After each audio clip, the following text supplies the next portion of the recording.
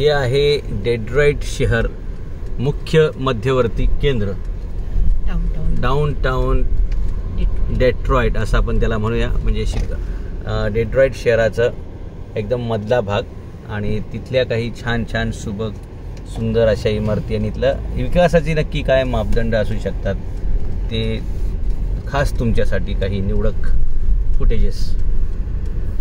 Detroit शहराचा मुख्य भाग. त्याच्यावर फॉक्स थिएटर, सगळे बास्केटबॉल एरिना, ओके, बॉल सगळे इथे आहे त्याच्या ह्या रोडवर. हां, वुडवर्ड हा नंबर 1 रोड आहे, फ्रीवे. ओके, म्हणजे ह्याच्यामध्ये पूर्ण अमेरिकेमध्ये. हां, त्याच्यावर सगळे थिएटर्स वगैरे आहे. जिथे मुकेश वारले होते हां, ते थिएटर पण ह्याच रोडवर येतं. Medical college, Wien state university, okay, आमचं लेक शोर ऑफिस, हां, पोप जॉन पॉलची मोठी चर्च, ओके, सगळं ह्याच रोडवर आहे. ओके. म्हणजे डेट्रॉईट शहराचा इतिहास ह्या परिसराशिवाय शक्य नाही. Museum, DIA, Detroit institute of arts, हे सगळे ह्या रोडवर आहे. आता जाता तुम्हाला सगळे दिसतील. वा, तिकडे स्टेडियम आहे बघा ते.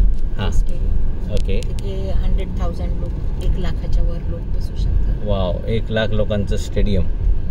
एंट्री कुठून आहे त्याची? आणि आता डाऊनटाऊनच आहे ते. समोर पोलीस जात आहे. हां हां हां. स्टेडियमचं खूप हिस्टॉरिकल स्टेडियम आहे ते. वाव.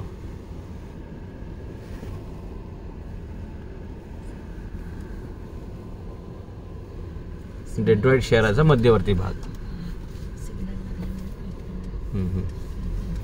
येस, आपण डेट्रॉईट शहराच्या मध्यवर्ती भागातून चाललेलो आहोत आणि नेहमीप्रमाणेच मी तुम्हाला सांगेल की इमारतींबरोबर इथल्या हे पण बघू शकता तुम्ही. हे स्टेडियम, हां, हे जे 1 लाख लोकांचे स्टेडियमची क्षमता असलेलं हे जे स्टेडियम आहे, फुटबॉल स्टेडियम. येस. आणि हे इकडे फॉक्स थिएटर आहे इथे लेफ्टला. येस. लता मंगेशकर वगैरे येतात ना, मोठ्या मोठ्या कॉन्सर्ट्स. हां, आशा भोसले, लता मंगेशकर, त्या ओके. इथे कॉन्सर्ट्स व्हायच्या. हां, आणि इथेच मुकेशला हार्ट अटॅक आला होता. ओके, इथून त्यांना हेनरी फोर्ड हॉस्पिटलमध्ये नेलं हां, आणि ते तिथे वारले. ओके. आणि ह्या रोडवर म्हणजे मिशिगनमध्ये हां, मॅक्झिमम चर्चेस, डिट्रॉईटमध्ये in the world, maximum theatres in the world, wow. असं म्हणजे खूप फेमस सिटी हां, आहे ही होती. हां, ज्यावेळेस ऑटो इंडस्ट्री इकडे आली, ऑटोमेशन आलं हां, त्यावेळेला. आता ओके. हे जे आहे ते बास्केटबॉलचा एरिना आहे समोरचा, लिटल सीझर्स. ओके. तिथे बास्केटबॉल असतं.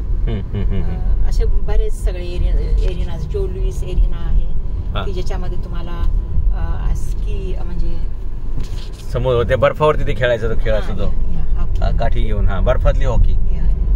सो आता जवळपास डाऊनटाऊन संपत आलेला आहे. त्याला आता मिड टाऊन सुरू झालेला आहे. ओके. त्या मिड टाऊन मध्ये आता तिथे सगळे स्टुडंट्स, वेन स्टेट युनिव्हर्सिटी, सगळे एज्युकेशनल इन्स्टिट्यूट्स आहेत. ओके.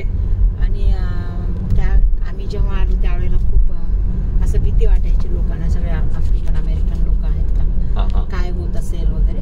पण आम्ही सर्वाइव्ह झालो, त्याच्यातनं शिक्षण घेतलं आणि आम्ही निघून बाहेर पण पडलो. पण आता ही सिटी म्हणजे सगळे राहायला यंग जनरेशन आता इकडे सगळे मूव्ह होत आहे. सो आता म्हणजे जागा मिळत नाही राहायला. हे मुलांचे हॉस्टेल्स आहेत तिथे. वेन स्टेट युनिव्हर्सिटी कॅम्पस आहे हा. ओके.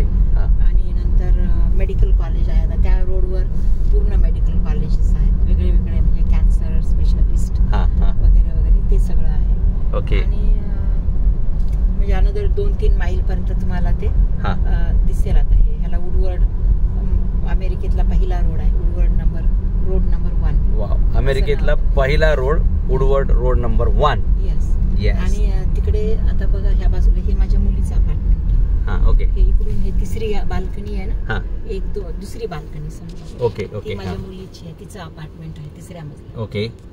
सो इथूनच तिने मेडिसिन वगैरे केलं. हां, आणि मग आता ती हे करते. आणि त्या बाजूला सगळे special hospital, children's hospital, cancer hospital वगैरे राईट बाजूला. ओके. वाव. अमेरिकेतला 1 नंबरचा रस्ता, पहिला बनलेला रस्ता, नंबर 1. अमेरिकेत बनलेला पहिला रस्ता वुडवर्ड नंबर 1. ओके. तो तुम्हाला ऐतिहासिक दाखवण्याचं काम केलेलं आहे. आम्ही ज्यांच्या गाडीतून फिरत आहोत त्या स्वतः कॉमेंट्री करत आहेत. हेमाताई आणि त्यांच्या मुलीचं शिक्षण, दोन्ही मुलांचं शिक्षण, त्यांचं सगळं शिक्षण इथंच झालेलं आहे. आणि हा सगळा शैक्षणिक कॅम्पस आहे. आणि आता याच्यातून आपण मिड टाऊनच्या दिशेने, डाऊन टाऊनवरून आपण मिड टाऊन म्हणजे मुख्य शहरातून आपण आता जे विस्तारित शहर आहे त्या दिशेने आपण चाललेलो आहोत.